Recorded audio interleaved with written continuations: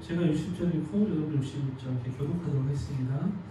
제자 중 여럿이 듣고 말하되 이 말씀은 어렵도다 누가 들을 수 있느냐 한데 예수께서 스스로 제자들이 이 말씀에 대하여 수군거리는 줄 아시고 이르시되 이 말이 너희에게 걸림이겠느냐. 그러면 너희는 인자가 이전에 있던 곳으로 올라가는 것을 본다면 어떻게 하겠느냐. 살리는 것은 영이니 육은 무익하니라. 내가 너희에게 이른 말은 영이요 생명이라. 그러나 너희 중에 믿지 아니하는 자들이 있느니라 하시니 이는 예수께서 믿지 아니하는 자들이 누구며 자기를 팔 자가 누구인지 처음부터 아시니라.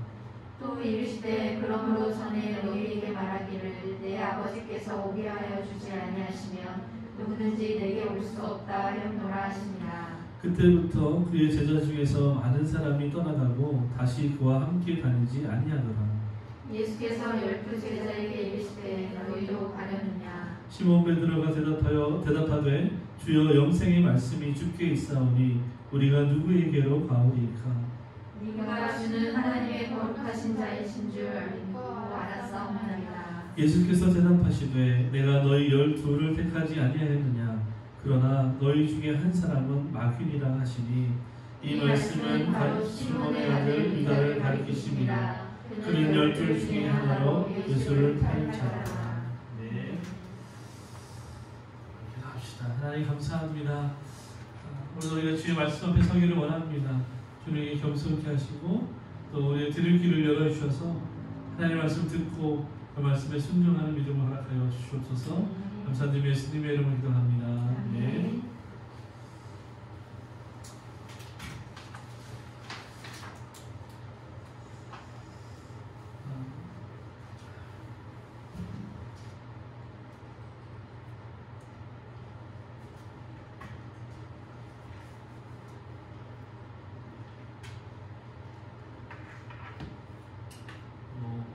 선택했는데 안 되나요?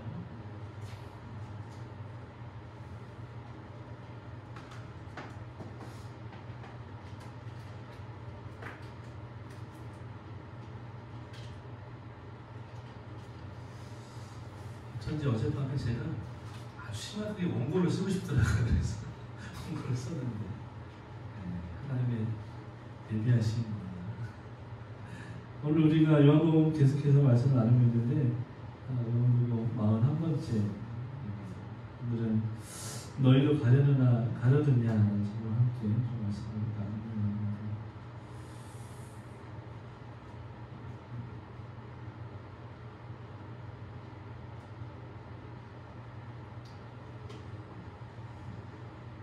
우리가 계속해서 요한복음 나누고 있는데 어떻게 좀 이해가 되세요? 요한복음 말씀이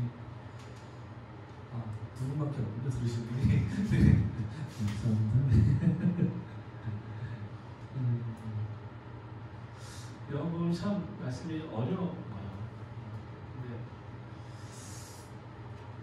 어려운데 이 말씀을 우리가 얼마나 잘 소화해내느냐에 따라서 우리의 신앙생활이 건강하게 갈 수 있느냐 아니면 그렇지 않게 갈 수 있느냐 결정되는 중요한 진리를 담고 있습니다. 참 신기하게 오늘 보면은 받아들이기 어려운 일이라는 주제로 시작합니다. 여러분 인생을 하다 보면 누구에게나 받아들이기 힘든 일들이 있어요. 예를 들면 이런 거죠. 회사에 아주 일을 잘하는 김대리가 있어요.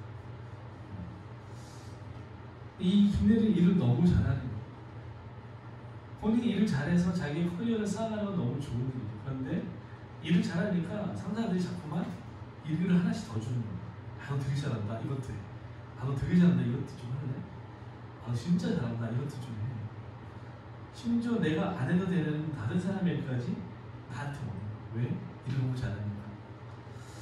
여러분 일을 잘하니까 그 사람에게 자꾸만 일을 맡기는 게 이게 좋은 일입니까?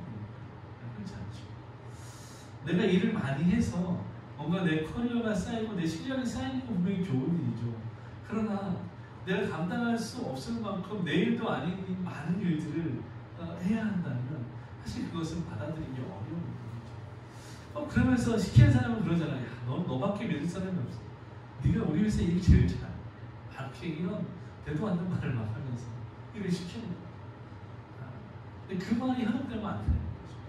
받아들이기 어려워요. 여러분, 죽음이라는 주제를 생각해보면 어떻습니까? 죽음. 누구에게나 이 죽음이라는 것은 굉장히 어려운 주제예요. 서로 사람은 태어나면 누구나 죽어요. 그것은 뭐 당연한 것이고 창조의 이치이기도 합니다. 태어남이 있으면 누구에게나 죽음이 있습니다. 거스를 수 없는 순리이죠. 여러분, 그런데 막상 이 죽음이라는 것이 내 앞에 와 있다. 내 일이라고 생각해 보십시오. 제가 어제 태어나 처음으로 코를 쑤셨는데, 보건소 가서 검사했거든요. 생각 난 죽어도 안 할 거야 했는데 어제 결국 했어요. 근데 이제 음성이 나와. 가면서 그런 생각이 들으면 여러 가지 생각이 들어요. 혼자만 상상을 하는 거죠. 검사를 했는데 뭐 양성이 나오고 갑자기 막 급발진이 와서 내가 죽어버리면 어떡하나, 그런 거 이제 상상을 하는 거죠. 늘 이제 최악을 생각하는 거죠. 그러면서 그런 생각이 드는 거야. 죽음이 내 일이라고 생각하니까 정말 가슴이 두근거려요. 누군가의 죽음, 특별히 이제 서울에서 살아가면서 장례식을 정말 많이 했어요. 어떤 때는 구정 연휴인데 구정 연휴 내내 장례식을 치르다 끝난 적도 있어요. 그 많은 죽음들 앞에서, 타인의 죽음 앞에서 그냥 의연했던 모습을 보여요. 목회자로서 그냥 예배를 인도하고 성도를 위로하고 그냥 일을 했던 거죠. 그런데 죽음이 내 일이라고 생각하면 그 죽음이라는 주제를 받아들이게 되게 어렵죠. 그리고 만약에 사람들이 이 죽음을 받아들이기 쉬워했다면 어떤 일이 있어요?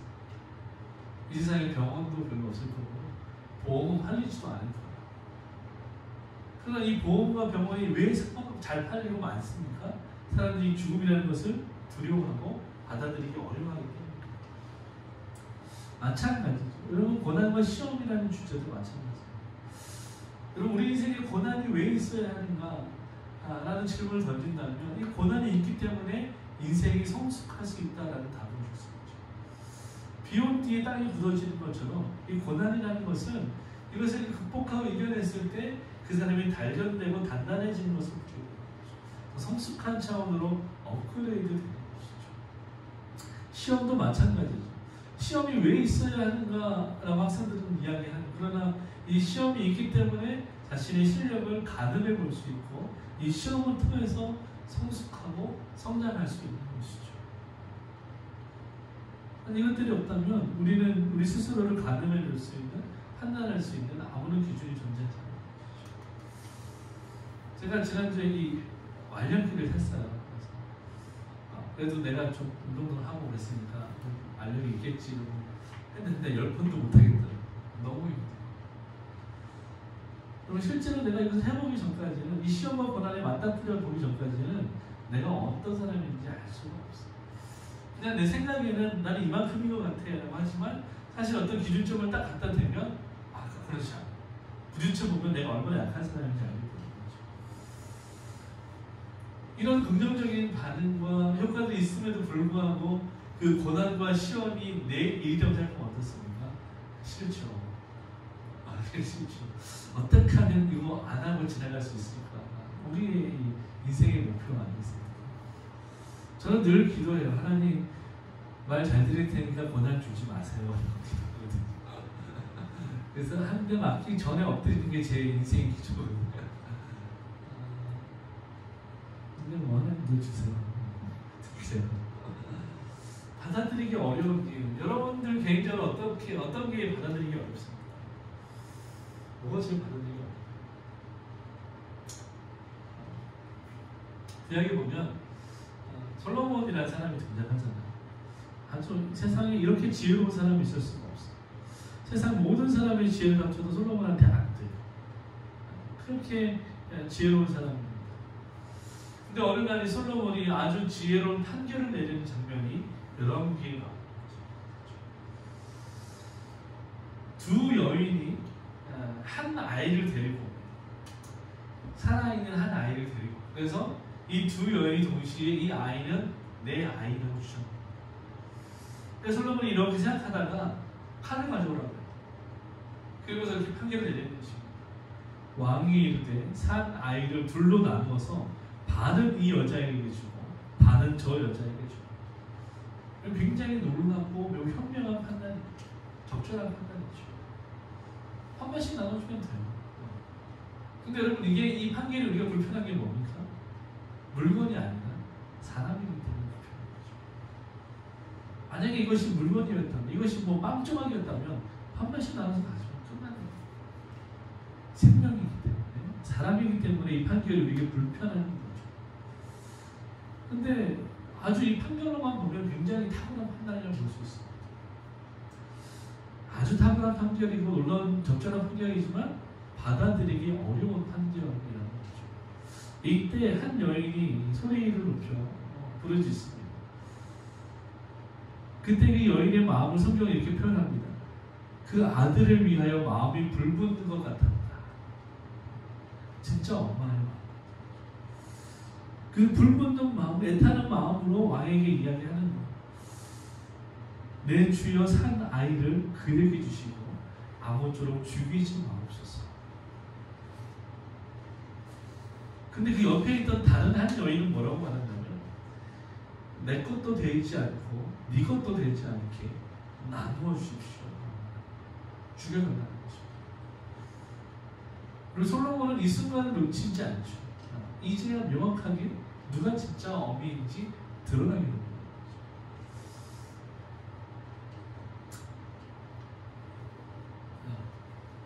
이 받아들이기 어려운 문제를 던진 거예요. 그래서 이 왕은 이 받아들이기 어려운 일에 대한 반응을 통해서 진실이 무엇인지 가려낸 것입니다. 참 놀라운 일이죠. 그래서 27절에 보면 이 솔로몬 왕이 이 판결을 마친 마지막 진짜 판결을 내립니다. 이 살아있는 아이를 진짜 어미 저 여인에게 주고 결코 죽이지 마라. 저가 그의 어머니다. 이렇게 이야기합니다. 받아들이기 어려운 일이 문제를 던져 시험을 던집니다. 그리고 그것에 대해서 어떻게 반응하는지 그 반응을 보고 진실을 밝혀내는 것이죠. 여러분 이 솔로몬의 이야기가 오늘 우리가 이 요한복음 6장 마지막 말씀을 이해하는데 굉장히 중요한 메시지를 던져줍니다. 여러분 솔로몬이 지금 이 판결을 내릴 때 막 진실을 꿰뚫어보는 초능력을 발휘했습니까? 어떤 뭐 진실을 보여주는 수정구 같은 뭐 아이템을 사용했나요? 그렇지 않죠. 솔로몬이 지금 사용한 것은 자기의 직관이었습니다. 누가 진정으로 생명을 또 이 아이를 소중하게 여기는지를 보는 것. 그 직관입니다. 답이 거기에 있었던 것. 솔로몬은 초능력은 없었지만 그 본질을 보는 눈이 있었던 것입니다. 누가 생명으로 소중히 여깁니다. 한 여인은 아이의 생명을 소중히 여겼고 한 여인은 아이의 생명을 하찮게 여겼습니다. 당연히 소중히 여기는 자가 진짜 어머니인 거죠. 보게 된 거죠. 여러분 하나님이 우리 인생에 이렇게 일하실 때가 있다. 우리에게 때로는 받아들이기 어려운 문제를 던지십니다. 요한복음 6장 시작할 때 하나님이 그렇게 일하시죠. 예수님이 빌립과 제자들을 부르시자 뭐라고 말씀하죠? 야 큰일 났어. 사람이 이렇게 많은데 먹을 거 줘야 되는데 어떡하지? 감당할 수 없는 받아들이기 어려운 문제를 던져. 빌립이 뭐라고 말합니까? 무슨 돈도 없어. 우리가 200데나리온이 있어도 이 사람 다 못 먹여요. 예수님 돈 많습니까? 불가능해요. 안 돼요. 옆에 있던 안드리가 꼬마아이 데리고 와서 물고기 2마리하고 볼도 5개 보여주면서 뭐 이거라도 있는데 어떻게 하실런지 이렇게 이제 뭐 사실 예수님한테 비꼰 거거든요. 이거라도 있는데 해보실래요? 이런 거. 이거 갖고 뭐 할 수 있어요? 라고 말한 거죠.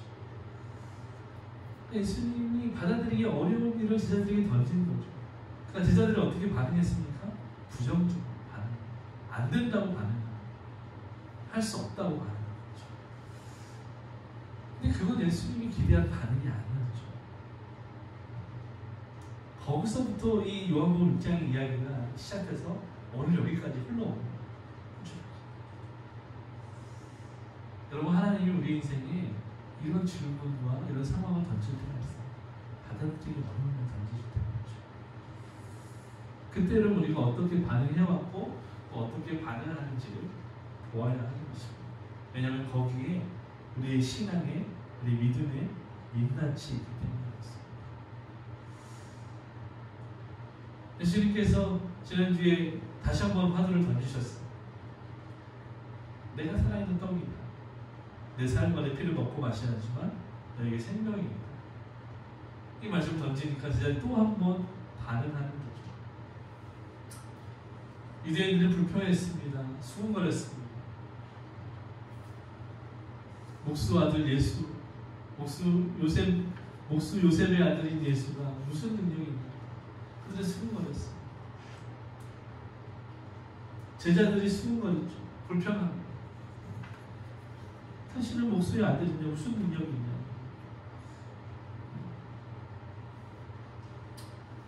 우리들의 불평은 이것이었습니다. 요셉의 아들 예수가 아니냐. 제자들의 불평은 이것이었습니다. 어렵다. 누가 들을 수 있느냐. 이것이 오늘 이 본문이 시작하는 화두입니다. 제자들이 예수님의 말씀을 들었습니다. 그리고 그 말씀에 대해서 반응하고 있는 거예요. 받아들이기 어려운 일을 던졌습니다. 그러니까 역시 이들은 받아들이기 어렵다는 반응을 하고 있는 거예요. 아, 어렵다. 누가 들을 수 있겠느냐. 이때 이 제자들이 수군거렸다라고 우리가 지난주에 나눴던 것처럼 이 수군거렸다는 말은 투덜거리고 불평했다는, 투절했다는 말이에요. 이게 좀 고상하게 말하는 거고요. 사실은 비난하고 욕했다는 말이에요. 니까지 게 무슨 이런 말입니다. 무리들은 그럴 수 있죠. 근데 예수님 따라다니던 제자들조차도 지금 무리들과 똑같은 마음과 똑같은 어조로 예수님을 향해서 수군거리고 있다는 것이죠. 이해가 안 된다는 거죠. 받아들이기 어렵다는 거죠. 예수님이 그들에게 던진 말씀은 바로 이것이었습니다. 인자의 살을 먹지 않냐고, 인자의 피를 마시지 않으면 너희 속에 생명이 없다. 여러분, 제자들은 머리로는 이해가 되지만 마음으로 받아들이기가 어려웠다는 것입니다. 그래, 우리가 말씀을 배워온 대로 우리 조상들이 만나를 먹었고 오늘 우리가 이 들판에서 만나 그 물고기 단 2마리와 이 떡 5개를 먹고 이것이 뭔가 의미하는 것이 이게 하나님의 이 채워 공급하시는 이것을 채우시는 역할을 하는 것이 모세와 같은 한 선지자, 바로 우리가 기다리고 있던 그 메시아인 것은 우리가 알고 있다.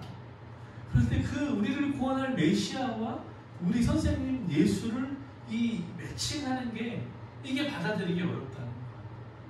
받아들이기 어렵다. 마치 이런 거죠.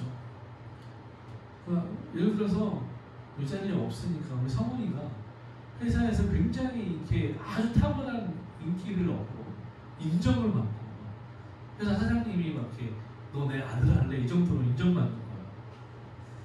그래서 성훈이가 집에 와서 제가 사실 회사에서 이 정도 인정받는 사람입니다 라고 말했을 때 여러분 어떻게 반응하시겠습니까? 바로 그런 거예요. 네가? 오빠가? 정말? 거짓말 하지 마. 약간 이런 반응이죠. 이게 지금 제자들의 반응입니다. 메시아와 예수를 매칭하지 못합니다. 머리를 이해해요. 그럴 수 있지. 어떻게 할 수 있어. 근데 내가 본 그 사람은 아는데 이 마음이 들어요. 그러니까 제자들이 받아들이기 어려워하는 거죠.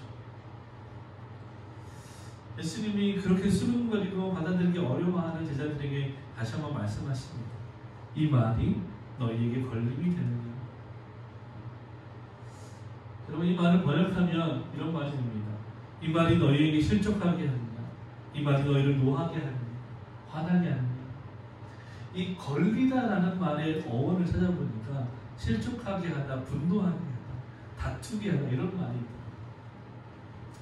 그러니까 뭔가 그 말씀, 예수님이 제자들에게 하신 말씀이 자기들에게 걸림이 되었다는 것은 이 말이 이해가 되지 않고 오히려 우리를 실족하게 하는 말씀이 되었다는 것이죠. 제자들을 실족하게 하고 제자들을 화나게 하는 말이 되었다는 것이죠. 왜 화납니까? 내가 기대한 예수가 아니기 때문에 그렇습니다. 내가 기대한 예수는, 내가 기대하는 선생님은 우리를 이끌어서 혁명을 일으켜서 이 로마를 몰아내고 이 헤롯을 몰아내고 이 유대의 이 뭐라고 그러죠? 해방을 일으킨 이 해방 역군, 해방의 대장, 그 정도로 생각했는데 지금 예수님은 전혀 다른 이야기를 하고 있는 거죠. 예수님은 이 투쟁과 해방이 아니라 십자가와 죽음을 이야기하는 거죠. 나는 죽을 것이다. 내가 죽어야 한다는 거죠. 근데 제자들이 기대하는 예수님은 죽으면 안 돼요. 승리하는 예수님입니다. 그러니까 그들이 기대한 예수님이 아니니까 그들이 실족하게 되고 화가 나게 되는 거예요. 그럼 우리는 왜 예수를 따르고 있는가? 왜 이분 밑에서 제자 노릇을 하고 있는가? 이제 그런 마음이 들죠.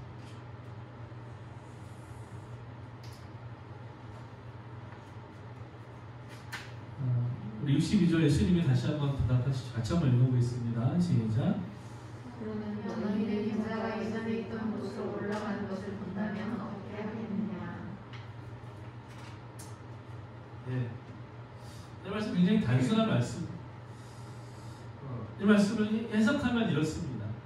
지금도 너희가 믿지 못하는데 나중에 내가 하늘로 올라가는 것을 너희가 본다면, 눈으로 본다면 그때는 믿을 수 있겠냐? 라고 물어보시는 거죠. 근데 이 원문을 찾아보니까요, 너 그러면 믿을래? 이런 말이 아니라 예수님도 이 비꼬는 거예요. 지금 너는 믿음이 없어. 그렇기 때문에 너희가 눈으로 본다고 해도 너희는 믿지 못할 거야 라고 말씀하시는 거죠. 그러니까 너희가 눈으로 보는 것이 중요하지 않다. 너희가 육신으로 보는 것이 너희에게 믿음을 주지 않는다는 것이죠. 너희가 눈으로 보았기 때문에 믿는 것이 아니라 하나님이 믿게 하셨기 때문에 믿는 것이다. 예수님 지금 그 이야기를 하고 있는 거죠. 여러분, 어떤 사람들이 그렇게 얘기해요. 나는 내가 본 것만 믿어 라고 하는 거죠. 여러분, 세상 그런 거짓말쟁이가 없어요.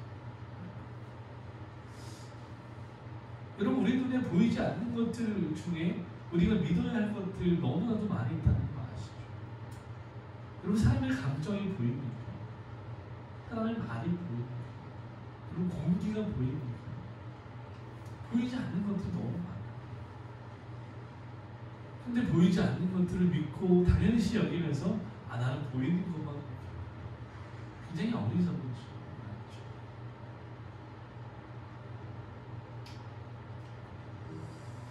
우리 63절 같이 한번 읽어보겠습니다. 시작.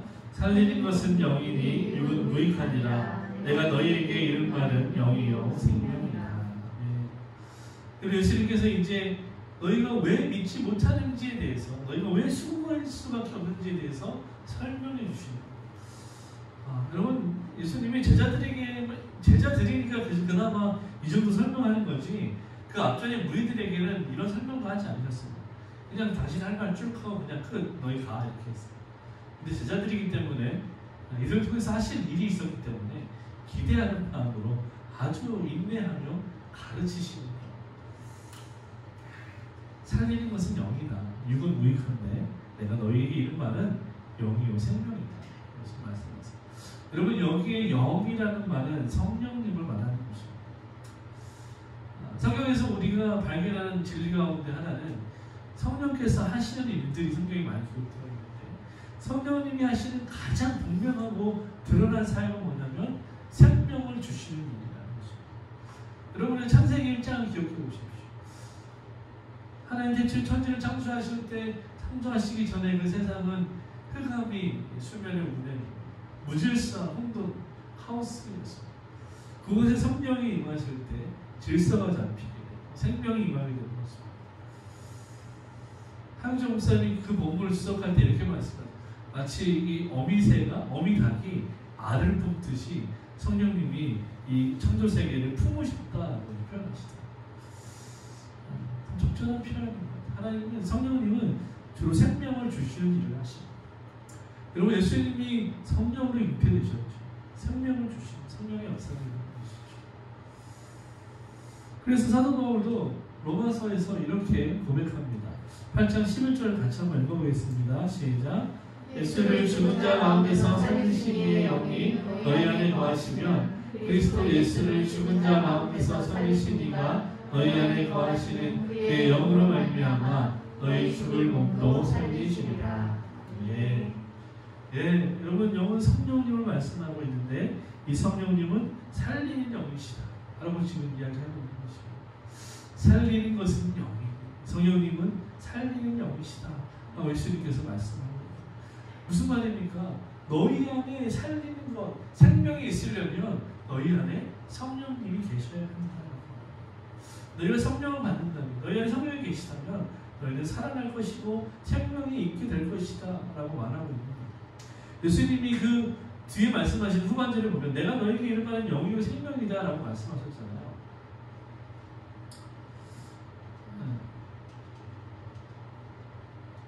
이 말은 뭐냐면 이 영과 생명 두 가지를 말씀하시는 것이 아니라 이것은 증명법이라고 하는 수사법이라고 하는데 너희에게 이른 말은 영, 즉 생명이다 라는 뜻이에요. 무슨 말입니까? 영과 생명이 동의어라는 것입니다. 왜냐하면 성령께서는 살리는 영이기 때문에 성령이 오셔서 생명을 주셔야지만 생명이 일어날 수 있고 사망에서 생명으로 살아날 수 있다라고 말씀하고 있는 거죠. 그래서 다시 돌아가서 이야기해보면 성령이 하시는 일 중에 가장 분명한 일은 살리는 일이라는 것입니다. 성령님은 살리는 일이었습니다. 그래서 성령은 생명이라는 뜻이 성립되게 되는 것이죠. 이것이 예수님이 지금 제자들에게 하고 싶은 말씀입니다. 영은 생명이다. 영은 생명이다. 성령님은 생명이다. 그리고 성령은 살리는 영이시다 라는 것이죠. 사랑하는 여러분, 그래서 우리가 날마다 우리 삶 가운데 성령님을 구해야 하는 것입니다. 성령의 임재를 구하고 우리 삶의 가정에 우리 교회와 나라 민족 가운데 열방 가운데 우리 자신 안에 늘 성령의 임재를 구해야 하는 것입니다. 왜냐하면 거기에 생명이 있기 때문에 그렇습니다. 우리가 성령의 임재를 구하지 않고 성령이 우리 안에서 충만히 역사하시지 않고 우리가 오히려 성령님을 대적하고 거절하기 때문에 우리 안에 생명이 역사하지 않는 것이죠. 우리 안에 성령의 역사가 활발할 때 우리는 살아나고 살아있는 존재가 되는 것이고 하나님과 친밀한 교제를 나누게 되는 것입니다. 그래서 우리는 날마다 성령의 임재를 구해야 하는 것입니다. 예수님께서 또 이야기하시죠. 육은 무익하다라고 합니다. 육은 무익하다. 지금 예수님께서 영이 있어야지만 너희가 내 이야기를 받아들일 수 있고 이해할 수 있다라고 말씀하시는 것 동시에 제자들의 상태에 대해서 말하는 거예요. 너희는 영이 아니라 육에 머물러 있기 때문에 지금 이 이야기가 어렵다고 말하고 받아들일 수 없다라고 말하는 것이다. 너희는 육에 있고 그 육은 무익하다라고 말하죠. 예수님은 무익하다라고 말씀하셨지만 제가 사족을 달자면 육은 무식하다라고 말할 수 있는 거죠. 적어도 오늘 본문 안에서 예수님의 의미는 그렇습니다. 무슨 말이냐면 여러분 이 영의 일은 영적으로 해석해야 한다는 것입니다. 그런데 영의 일을 해석하는 일에 이 육신의 육적인 일인 육적인 사고방식은 무익하다는 것입니다. 아무 소용이 없다는 거예요. 여러분 마치 이런 것입니다. 우리가 이제 교회 올 때 교회에 도어락이 있고 여러분 집에도 열쇠가 있고 도어락이 있잖아요. 근데 어떤 사람이 교회에 와서 도어락 문을 누르는데 자기 집 비밀번호를 막 누르는 거야. 그럼 백날 눌러도 안 열리죠. 죽으라고 눌러도 안 열려요. 분명히 비밀번호를 눌렀는데 왜 안 열립니까? 맞는 번호가 아니기 때문이죠. 여러분 영의 일을 해석하는 일에는 영으로 해석해야 돼요. 성령이 아니고서는 하나님의 깊은 곳까지 통달할 수 없는 것이죠. 성령이 아니고서는 우리의 영이 해석될 수 없는 것이죠. 우리 인생이 해석될 수 없는 것이죠. 왜냐하면 우리는 영적인 존재이기 때문에 그렇습니다. 그런데 지금 제자들도 유대인들도 자꾸만 영적인 일을 육적으로만 해석하려고 하는 거예요. 인간적으로, 이성적으로 자꾸만 이해하고 판단하고 해석하려고 하는 거예요. 안 맞는 비밀번호는 자꾸 누르니까 문은 안 열리고 자꾸만 삑삑거리고 경고하는 거예요. 그만해라. 이제 그렇게 하는 거예요.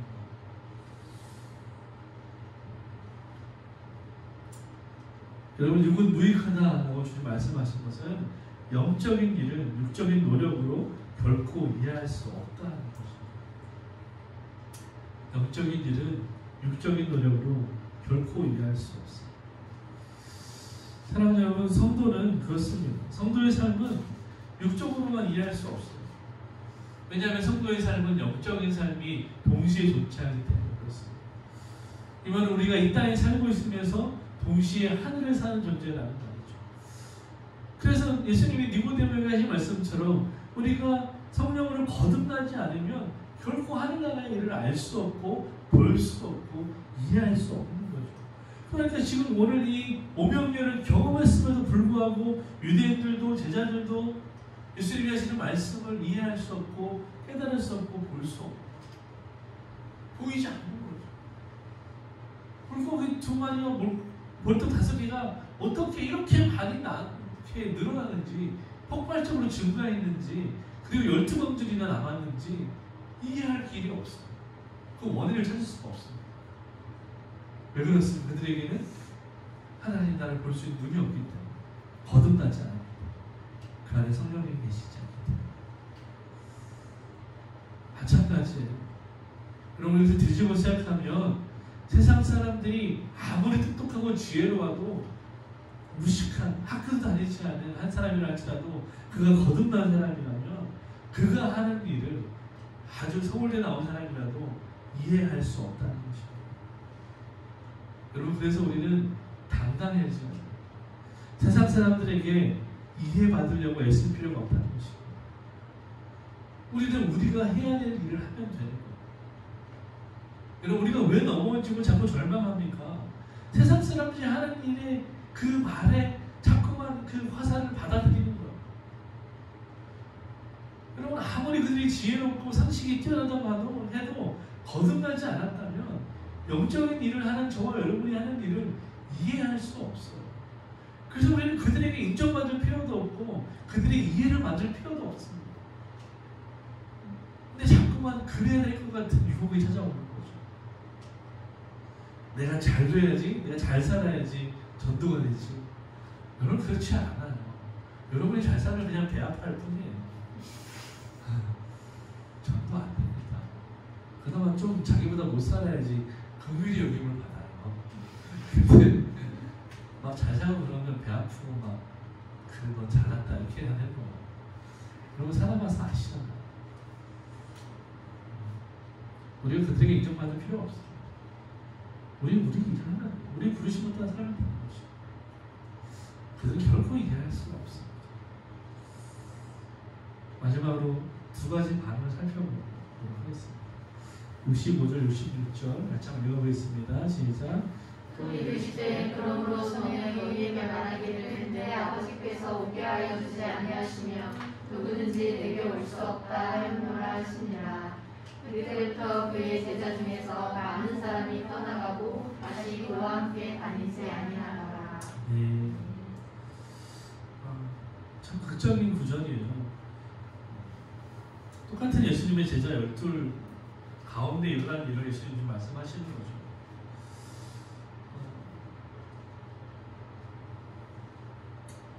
예수님은 다시 한번 구원과 예수님의 제자가 되는 것은 하나님의 아주 절대 주권에 속한 일인 것을 분명히 말씀하십니다. 내 아버지께서 오게 하여 주시지 않으면 누구든지 내게 올 수 없다라고 말씀합니다. 여러분, 이것은 예수님이 그 당시에 제자들에게 하신 말씀이지만 오늘 우리에게도 해당되는 이야기입니다. 우리가 아무리 애를 쓰고 발버둥을 치고 온갖 유혹을 해서 한 영혼을 교회로 데리고 온다고 해도 그 사람이 정말 하나님이 보내신 사람이 아니면 그 영혼은 결코 거듭날 수 없다는 얘기예요. 그래서 우리가 실망할 필요 없다는 것이죠. 우리는 우리가 할 일을 하는 거예요. 복음을 전하는 것이고 메시지를 전하는 거예요. 받아들이고 받아들이지 않는 것은 하나님과 그 사람의 일이지 우리의 일은 아닙니다. 우리는 전하는 것까지가 우리의 사명이죠. 전하고 물을 주고 이것이 우리의 사명입니다. 그래서 바울이 그렇게 말하지 않습니까? 자라나게 하시는 것은 하나님입니다. 여러분, 구원은 하나님 절대 주권에 속한 거예요. 여러분, 이걸 가지고 마음 아파하고 애쓰지 마십시오. 우리 노력은 안 되는 것이고 하나님의 일이에요. 하나님께 맡겨드리고 우리는 때를 어떤지 못어떤지 열심히 전하면 되는 것입니다. 여러분, 영적인 일을 육적으로 이해하고 받아들일 수 없듯이 구원도 또 예수님의 제자가 되는 것도 결코 육적으로는 할 수 없다라는 것을 오늘 이 본문이 우리에게 가르쳐주고 있는 거예요. 사랑하는 여러분, 구원은 하나님의 전적인 은혜입니다. 하나님의 전적인 은혜이고 하나님의 전적인 역사입니다. 그래서 우리는 이 일에 아무 공로도 없어요. 하나님의 은혜이고 하나님의 선의이고 하나님의 선물이기 때문에 그렇습니다. 그래서 우리가 할 일은 감사하며 살아가는 거예요. 어떤 상황 속에서도 우리에게 구원을 주신 하나님을 찬양하고 감사하는 거예요. 그것이 우리가 해야 될 일이죠.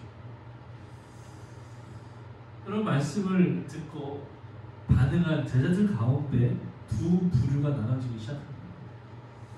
예수님의 말씀을 듣고 받아들이기 어려웠던 사람이 있었어요. 그들은 예수님을 떠나기를 결정한 사람들입니다. 그리고 반대로 예수님의 말씀을 듣고 받아들이기를 결정한 사람이 있었어요. 그 사람은 예수님을 따르기를 결정한 사람들입니다. 그럼 굉장히 많이 믿지 않습니까? 떠나기로 하는 결정, 따르기를 결정한 사람들. 여러분, 왜 헷갈리시나요? 여러분 어떤 사람입니까? 여러분, 고난이 오고 받아들이기 어려운 문제가 오면 떠나는 사람입니까? 아니면 예수님을 따르기를 결정한 사람입니까? 그때 다른가?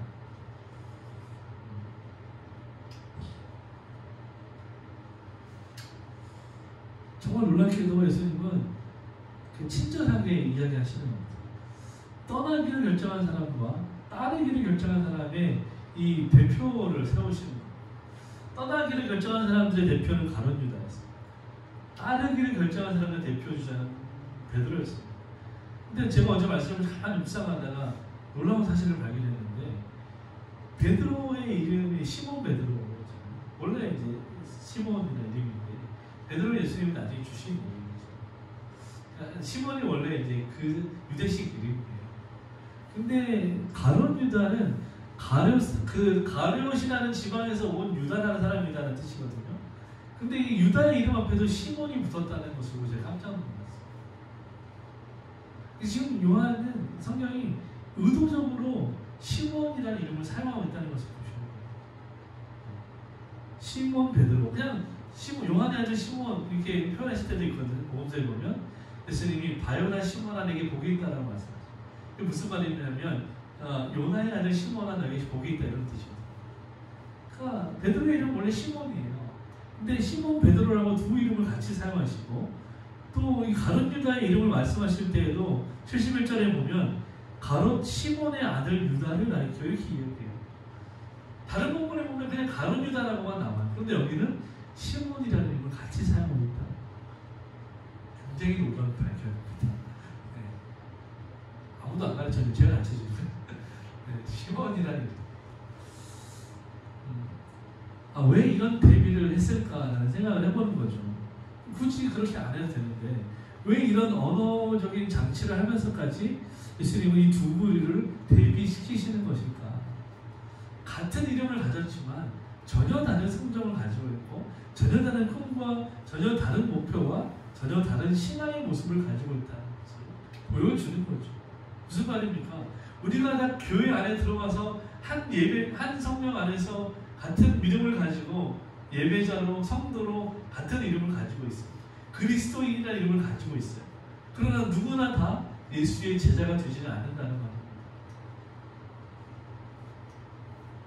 여러분, 이것이 정말 이 시대의 위기라고 말씀드렸습니다.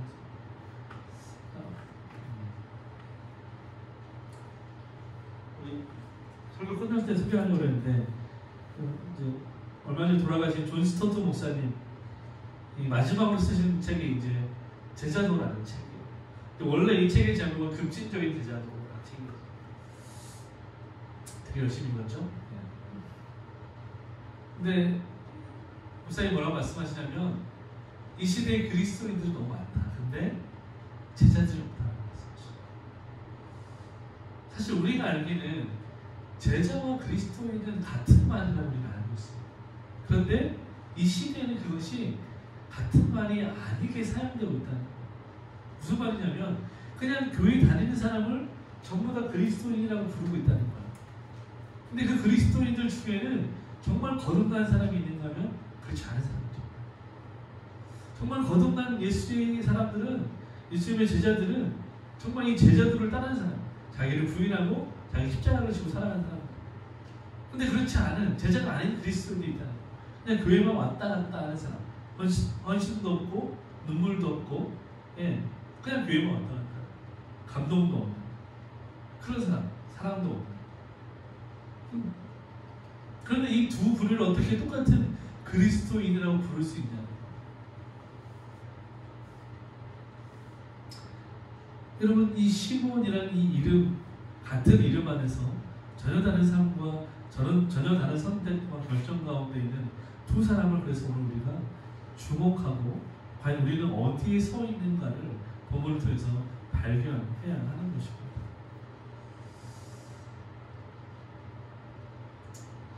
베드로부터 볼까? 68절, 69절에 베드로는 예수님을 따르기로 결정한 사람이었기 때문에 나중에 우리가 알고 있듯이 이 베드로의 결정은 자기가 한 결정이 아니라 사실은 하나님께서 도와주셔서 성령으로 말미암아서 그 안에 계신 성령으로 말미암아서 하게 된 고백이에요. 이 베드로가 가끔 이렇게 멋있는 짓을 할 때가 있잖아요. 주는 그리스도시요 살아계신 하나님의 아들입니다. 고백할 때도 예수님 뭐라고 말씀하시냐면 바요나 시온나에게 복이 있다. 이것을 알게 하신 것은 혈육이 아니라 하나님이시다 말씀하셨죠. 오늘 고백도 마찬가지예요. 베드로에게 하나님의 성령이 임하신 거예요. 그래서 베드로에게 이런 고백을 하게 하신 거죠. 그리고 이 고백을 듣는 모든 성경을 보는 그리스도인들이 이 고백을 따라할 수 있도록 우리에게 가르쳐 주는 것이죠. 이 화면을 보시면서 68절, 69절 같이 한번 읽어보겠습니다. 시작. 주여 영생의 말씀이 주께 있사오니 우리가 누구에게로 가오리이까? 우리가 주는 하나님의 거룩하신 자이신 줄 믿고 알았나이다. 네. 여러분, 여기서 이 베드로가 영생의 말씀이 적혀 있다라고 고백해요. 뭘 알고 뭘 알아듣고 저렇게 얘기했을까? 사실 제가 볼 때, 냉정하게 볼 때 베드로가 예수님이 하신 말씀 다 이해 못했다고 생각해요. 왜냐하면 보세요, 나중에 예수님 막 배반하고 막 부인하고 막 그러잖아요.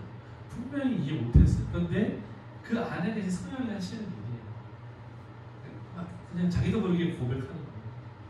우리 그럴 때 있잖아요. 막 은혜 받고 수련회 가서 충만할 때 막 지금 내가 선교지 가겠습니다. 막 자기도 모르게 앞에 나가서 결단하고,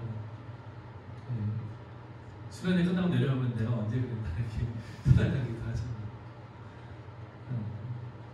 어쨌든 베드로가 그 하나님께 결단합니다. 영생의 말씀이 적혀 있습니다. 내가 떠나지 않겠습니다. 고백해요. 이때 이 말씀이라는 단어가 중요한데요. 이 요한복음에서 요한은 이 말씀이라는 단어를 항상 로고스를 사용합니다.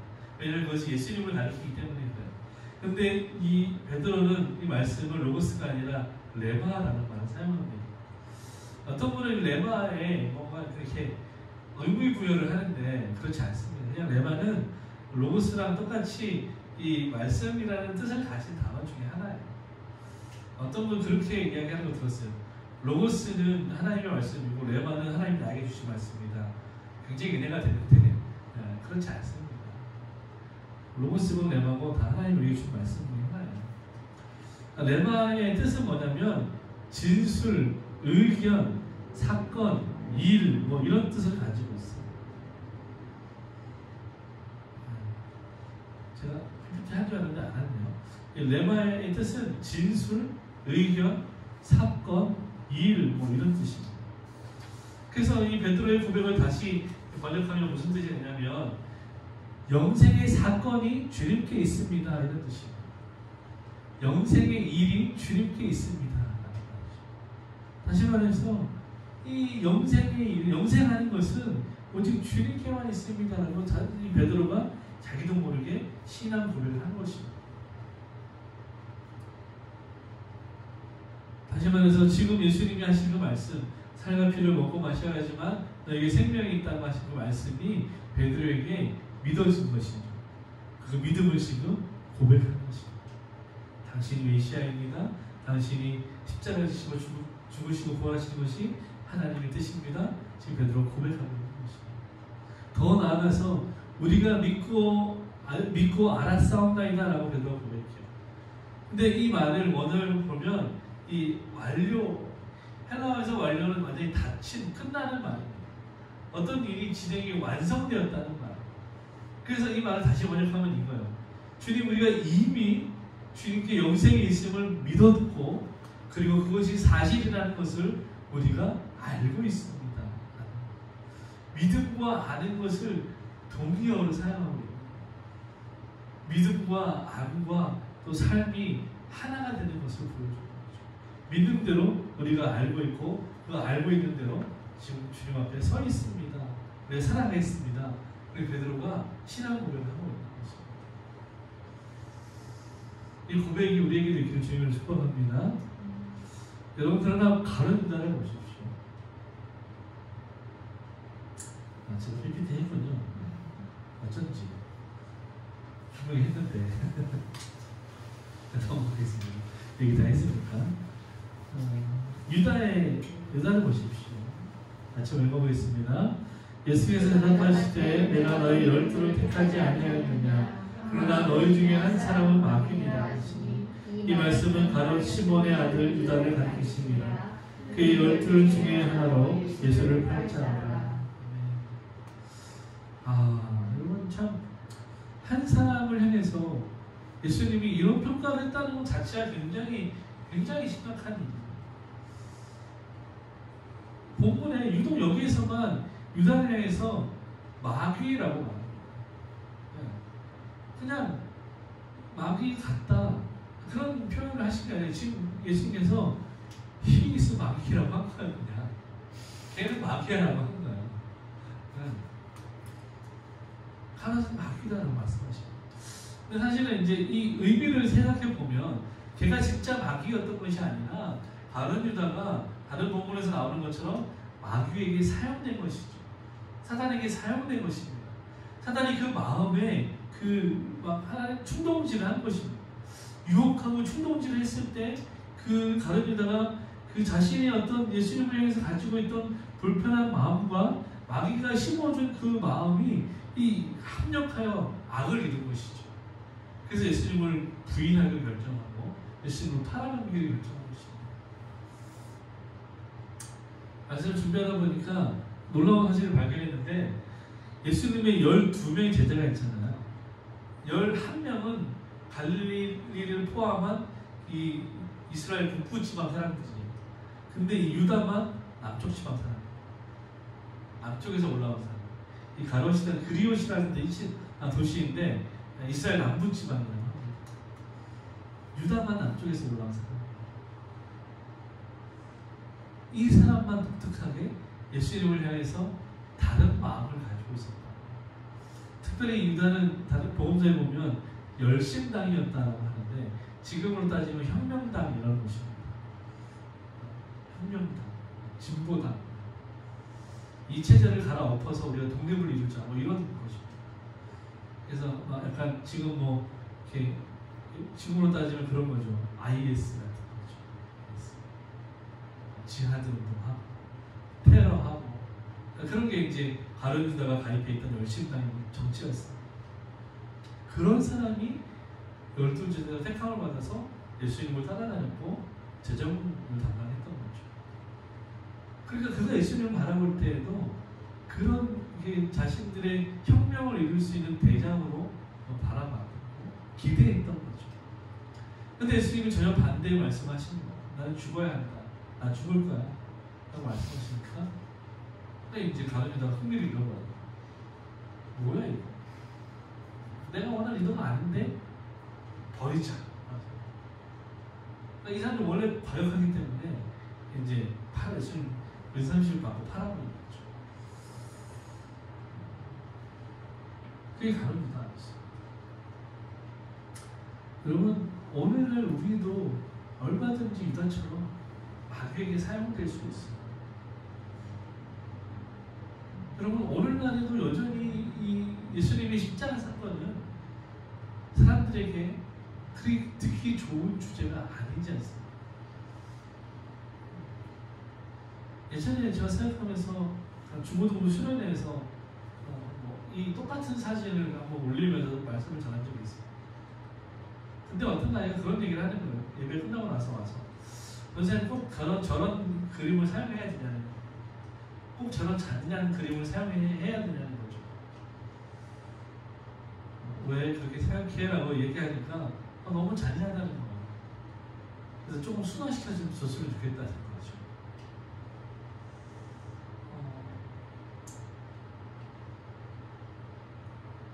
너 좀비물 보니? 본대요. 근데 이게 잔인해? 잔인하다. 그냥 뭐 제 생각에 판단이 틀릴 수도 있지만 이 아이도 믿음이 없구나라는 생각이 들었어요. 이 아이에게 십자가 사건은 그냥 잔인한 일뿐이에요. 그냥 잔인한 사건일 뿐이에요. 정말 거듭난 사람입니다. 이 사진을 보고 잔인하다고 말하지 않습니다. 저 예수님의 자리에 내가 있어야 한다고 생각하지 잔인하다가 끝나지 않는 거죠. 그러나 어쨌든 십자가는 지금도 듣기 좋은 주제는 아닙니다. 그래서 많은 교회들이 십자가와 고난을 설교하기보다는 복을 설교하고 형통을 설교하고 잘 되는 것을 설교합니다. 근데 여러분 거기에는 진짜 생명이 없는 거죠.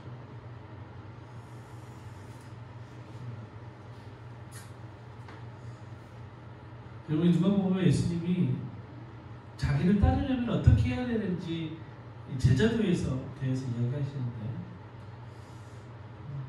예수님이 그렇게 말씀하세요. 많은 무리들 자기를 따라오니까 어느 날 이제 확 뒤돌아보시면서 그 큰 무리들을 향해서 예수님이 이제 선포하시고 내게 오는 자가 자기 부모와 처자와 형제와 자매와 더불어 자기 목숨까지 미워하지 아니하며 능히 내 제자가 되지 못하고 누구든지 자기 십자가를 지고 나를 따르지 않는 자도 능히 내 제자가 되지 못하고. 그럼 무슨 말입니까? 자기 부인하고 자기를 십자가에 지는 것이 진짜 나를 따르는 것이고 이것이 진짜 제자됨의 모습이다라고 예수님이 무리를 향해 선포하신 거죠. 이 말을 듣고 역시 많은 무리들이 그곳에서 예수님을 떠나갔습니다. 그리고 다시는 예수님을 따르지 않았다고 합니다. 오늘도 마찬가지. 예수님 말씀하시니까 그 말씀을 듣고 많은 사람들이 떠나가고 다시는 예수님과 함께 다니지 않았다고 본문은 이야기합니다. 예수님이 제자도를 말씀하세요. 이 제자도에는 항상 십자가가 등장합니다.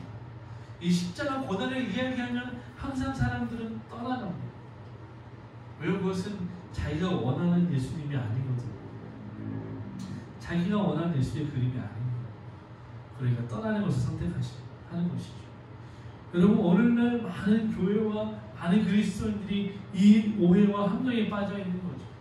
예수를 믿고 부귀영화를 누리려는 사람들은 십자가와 고난과 죽음 그리고 이 제자도를 이해하기도 싫고 이해할 수도 없는 어려운 주제가 되는 것입니다. 받아들이기 어려운 일인 것이죠. 그러나 생명의 길이 이 십자가 죽음에 있다는 것을 우리는 너무 잘 알고 있죠. 더구나 우리가 성도라면 이것은 우리에게 가장 핵심이 되는 기독교 진리라는 것을 우리는 알고 있는 것이죠. 여러분 이 진리의 말씀 때문에 갈등과 고민이 없다면 여러분 그것은 우리가 다시 한번 우리의 정체성을 돌아봐야 하는 것입니다. 이 말씀 때문에 갈등하고 고민이 있어도 끝까지 예수님을 따라가는 사람이 진짜 예수님의 제자가 되는 것이죠. 여러분 하나님의 말씀을 따라서 삶을 살 때 우리가 갈등이 없고 고민이 없다면 여러분 그것은 거짓말이거나 아니면 말씀을 제대로 삶 가운데 실천하지 않았다는 것입니다. 그러니까 갈등이 없고 고민이 없다. 여러분 말씀대로 살려고 한번 해보십시오. 얼마나 많은 부딪힘이 있는지 모릅니다. 얼마나 많은 갈등이 있는지 모릅니다.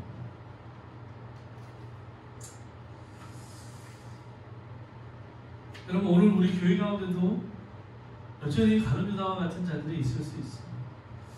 그 사람들은 말씀을 자기 좋을 대로 해석하고 자기 좋을 대로 적용하고 살아가는 사람들, 자기 배만 위하고 권한과 헌신을 싫어하는 자들, 그저 이 땅의 성공과 부를 원하지만 하늘의 상급은 바라지 않는 사람들입니다. 하나님은 그런 자들을 내버려 두십니다. 왜냐하면 그것이 바로 심판이기 때문에 그렇습니다.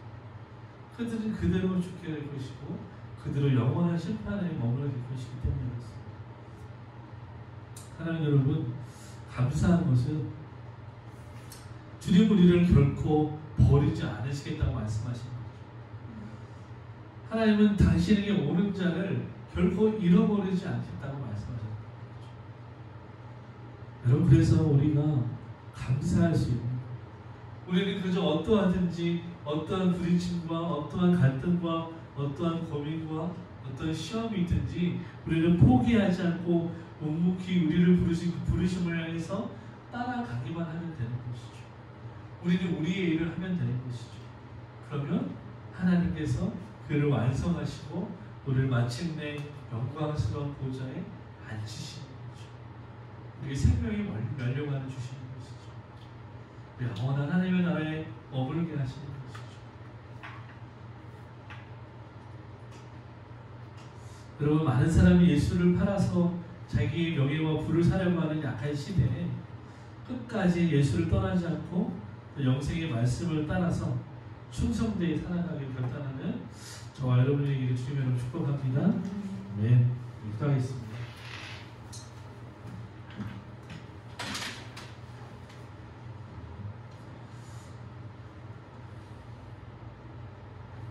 사랑의 하나님, 감사합니다.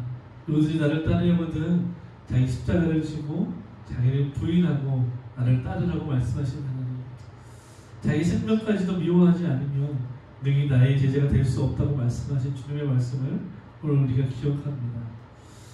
하나님, 누군가는 같은 말씀을 듣고 예수님을 떠나는 결정을 하였고 누군가는 예수님의 말씀을 듣고 주님을 더욱 따르기로 결정하는 것을 보았습니다. 주님, 바라기는 우리가 예수님을 따르기로 결정하였고 또 믿음의 고백과 신앙의 고백을 드렸던 베드로의 선택을 하기를 원합니다. 때로는 연약하여서 실수하고 넘어지기도 하지만 그러나 끝까지 우리를 잃어버리지 아니하시기를 작정하신 성령의 그 놀라우신 능력으로 말미암아 끝까지 승리하며 그 걸음을 포기하지 않는 성도의 삶, 제자의 삶을 살아갈 수 있도록 주님을 붙들어 주시옵소서. 존귀하신 아버지 하나님, 우리 연약함에도 불구하고 우리 사랑하셔서 도우시는 손길을 의지하며 나아갈 때 하나님, 우리에게 맡기신 많은 영혼들이 있음을 알고 있습니다. 하나님, 또 한 주를 살아가는 동안 우리가 정말 제자됨을 살아낼 수 있도록 도와주시고 그 모습을 보고 많은 사람들이 하나님께 영광을 올려드리고 하나님께로 돌아올 수 있도록 축복하여 주옵소서. 사랑하는 성도들, 여러가지 기도의 제목들이 있습니다. 하나님, 특히 들으시고 응답하여 주시옵소서. 세미한 음성 가운데 일하시는 아버지 하나님, 그 기도와 그 낙심과 하나님 그 한숨을 들으시고 응답하셔서 합력하여 선을 이루시는 신실하신 하나님을 날마다 경험할 수 있도록 축복하여 주시옵소서. 그날 기도하기를 이제 이번 주일 입원하고 수술하게 되는 우리 어린 서영이를 축복합니다. 하나님, 이 어린 영혼을 붙들어 주시옵소서. 그의 생명을 주장하시는 하나님 손에 올려드립니다. 하나님, 능히 붙들어 주시고 생명을 주장하여 주시고 모든 수술의 과정들이 잘 진행될 수 있도록 성리하여 주시옵소서. 모든 집도하는 의사와 모든 의료진과 스태프들과 간호사들과 모든 아버지와 일하는 자들 위해 하나님 그 손에 능숙함을 주셔서 지혜를 주셔서 최선의 아버지의 수술이 이루어질 수 있도록 최선의 치료가 이루어질 수 있도록 주여 축복하여 주시옵소서. 이 일을 함께하는 이 마음의 가족들, 아이의 부모들, 그 지사님, 주님 동양의 건강 주시고 또 마음을 지켜주셔서 하나님 그 요동하는 마음이 흔들릴지라도 하나님 끝까지 주님을 향한 믿음을 포기하지 않고 하나님 바라보고 기도하며 일을 진행할 수 있도록 주님 도와주시옵소서. 축복하고 예수님의 이름으로 기도하옵나이다. 아멘. 여기 주기도문 드리겠습니다.